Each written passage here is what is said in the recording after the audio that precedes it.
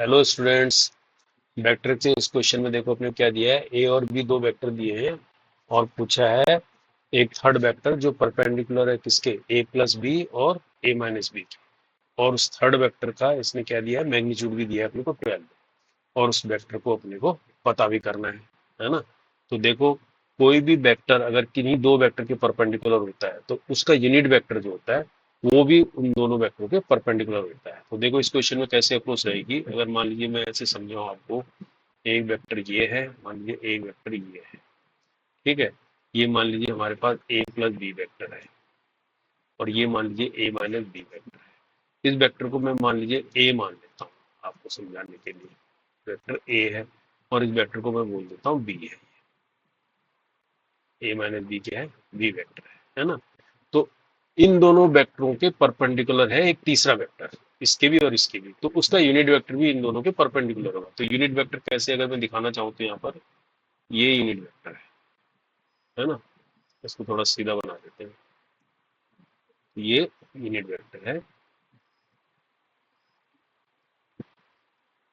ठीक है। तो ये यूनिट वेक्टर है।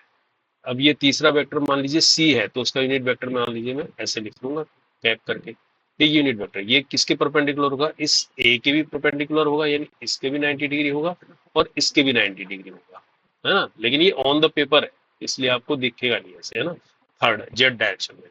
तो इसी तरह से इसका एक कंपोनेंट इधर भी होगा, है ना, यानी इधर भी होगा, नेगेटिव डायरेक्शन में भी इधर को भी होगा, यानी दो यूनिट वेक्टर होंगे, होंगे कि नहीं होंगे। तो ये यूनिट वेक्टर क्या होगा, ये हमेशा ए क्रॉस बी के पैरेलल होगा, यानी ये क्या होगा, ए क्रॉस बी के पैरेलल होगा ये। ठीक इसी तरह से ये क्या होगा, ये होगा माइनस या बी क्रॉस, ये समझ लो इसको, डायरेक्शन हो गया ना ये बी क्रॉस ये होगा, इस तरह का होगा यूनिट वेक्टर। तो कहने का मतलब, अगर मैं यहाँ से यूनिट वेक्टर निकालना चाहूँ सी जो वेक्टर है, तो वो क्या निकलेगा, ए क्रॉस बी, है ना, और उसका मैग्नीट्यूड ए क्रॉस बी का मैग्नीट्यूड, है ना। और ये प्लस माइनस होगा क्योंकि दोनों डायरेक्शन में है ये, समझ रहे। तो ए क्रॉस बी ऐसे निकलेगा ये यूनिट वेक्टर, है ना। ये अपने को बेसिक प्रिंसिपल पता होना चाहिए। कभी भी कोई भी वेक्टर अगर किसी दो वेक्टर के परपेंडिकुलर है तो उसका यूनिट वेक्टर भी उसके परपेंडिकुलर होगा, वो यूनिट वेक्टर ऐसे निकलता है, ठीक है। अब इस प्रिंसिपल को अपन यूज करेंगे इधर, है ना। तो इसके लिए सबसे पहले मैं ए निकाल लेता हूँ। ए मेरे पास क्या है, ए तो है ए प्लस बी, दोनों वेक्टर का टोटल, क्योंकि हमें तो ए दिया हुआ ना। तो ए प्लस बी कितना निकलेगा, यहाँ से देखो, यहाँ से मैं कर लेता हूँ 3i प्लस आई कितना हो जाएगा 4i, ठीक है। और 2j प्लस 2j कितना हो जाएगा 4j, है ना। और इधर 2 के और इधर -2 के, ये तो जीरो हो जाएगा थर्ड वाला तो। इसी तरह से अगर बी वेक्टर की बात कर रहा हूँ तो बी वेक्टर में क्या बोल रहा हूँ, ए माइनस बी है, तो ए माइनस बी इसमें से 3i में से आई गया कितना होगा 2i, है ना। और 2j में से 2j गया, ये तो जीरो हो जाएगा दूसरा वाला। और 2k में से -2 के गया 4k हो जाएगा प्लस 4k, ये बचेगा मेरे पास। अब मुझे क्या निकालना है, ए क्रॉस बी निकालना है ना, यानी ए क्रॉस बी निकालना है। तो ए क्रॉस बी निकालने के लिए अब ये यूज कर लेते हैं, आई जे के ऐसे लिख लेते हैं। तो ये कितना है 4, 4 और 0, ये कितना है 2, ये 0, ये 4, ऐसे तो लिखेंगे। तो इससे अपन क्या है ए क्रॉस बी निकाल देंगे। और ए क्रॉस बी क्या निकलेगा, आई वाले के लिए क्या हो गया, 4 4 जा 16, 16 माइनस 0 यानी 16 रहेगा ये, है ना।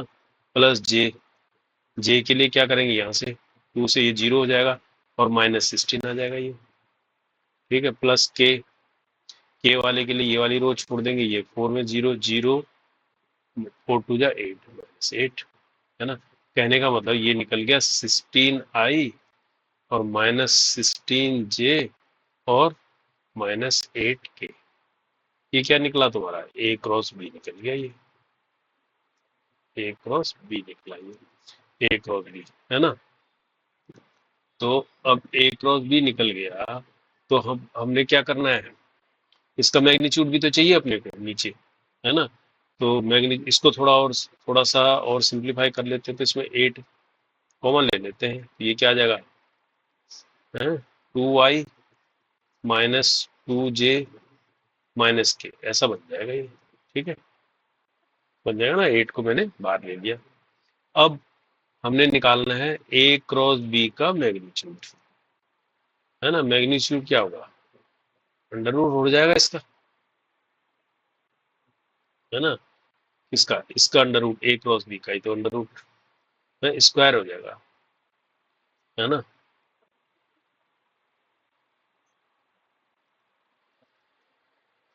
8 जा कितना हो जाएगा, 8 जा हो जाएगा 64, ये हो जाएगा, है ना। इसको और इसके अंदर कर देते हैं इसको, 2 जा 4, ये भी +4 और ये 1, ऐसे कर लेते हैं इसको, समझ गए ना। तो कहने का मतलब ये, इसको मैं लिख सकता हूँ 64 × 9, तो बाहर निकालेंगे तो इसका फिर दोबारा से 8 आ जाएगा और ये 3 आ जाएगा, है ना। यानी 24 आ गया, आ गया ना, आ गया एक और भी। अब मुझे तो क्या निकालना है, यूनिट वेक्टर सी निकालना है। ये क्या है, प्लस माइनस पर है ए क्रॉस बी, है ना। ए क्रॉस बी आया था मेरे पास 8 2i -2j -k अपॉन कितना हो गया 24, है ना। और थोड़ा जाएंगे प्लस माइनस कितना हो जाएगा, 8 3 24 3, और अंदर आ गया 2i -2j -k। ये मेरा क्या आया, ये मेरा आया यूनिट वेक्टर सी का। लेकिन मुझे क्या निकालना है, मुझे तो पूरा वेक्टर निकालना है ना। तो मुझे तो वेक्टर निकालना है, सी वेक्टर, है ना। अब देखो सी वेक्टर निकालना है तो यूनिट वेक्टर की को सी के साथ निकालना चाहेंगे तो यूनिट वेक्टर ऐसे तो लिखा जाता है, सी अपॉन मोड ऑफ सी लिखा जाता है ना। मुझे इसमें से सी निकालना है, और मोड ऑफ सी क्या, magnitude of C. Magnitude of C हमको कितना दे रखा है, ये हमको गिवन है। मैग्नीट्यूड ऑफ सी इसने बोल रहा है कितना है उसका, 12, मतलब उस वेक्टर का मैग्नीट्यूड सी का। तो मैग्नीट्यूड दिया है 12, ये अपने को गिवन है अकॉर्डिंग टू द इक्वेशन। तो यहाँ से अब हमने को सी निकालना है, तो हमने तो वेक्टर निकालना है ना। तो unit vector into this magnitude of this ऐसे लिखा जाएगा। तो यूनिट वेक्टर तो हमारे पास कितना हो गया ये, और इसके साथ मल्टीप्लाई किसकी हो जाएगी, 12 की, यानी +-12/3 हो जाएगा ये। और ये जाएगा 2i -2j -k, सब समझ में आया। तो यहाँ से क्या हो जाएगा वेक्टर, +-3 4 जा 12, 4 2i -2j -k। तो इसके क्या आ गए, दो पार्ट्स निकल गए। एक बार प्लस लेंगे तो वो निकलेगा। तो वेक्टर कैसे कैसे निकलेंगे, एक तो वेक्टर ये निकलेगा 4 वाला, 2i -2j -k, ये आ गया।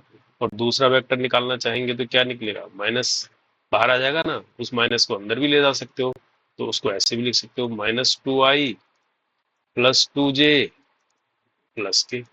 तो एक आंसर ये हो गया। लेकिन इसने क्या पूछा है, इसने पूछा है वन सच वेक्टर, है ना। तो इसने कोई प्लस माइनस तो दिया नहीं है, तो इन दोनों में से कोई एक मैच करना चाहिए, है ना। तो देखो पहला वाला मैच कर रहा है ना। 4 2i -2j -2k, ये वाला तो ऑप्शन है ही नहीं, है ना। अगर ये ऐसा भी दे सकता था जैसा अपना ये है ना, ये भी दे सकता था कायदे से, तो इसके दो पार्ट्स है, ये भी दे सकता था, ये भी आंसर है।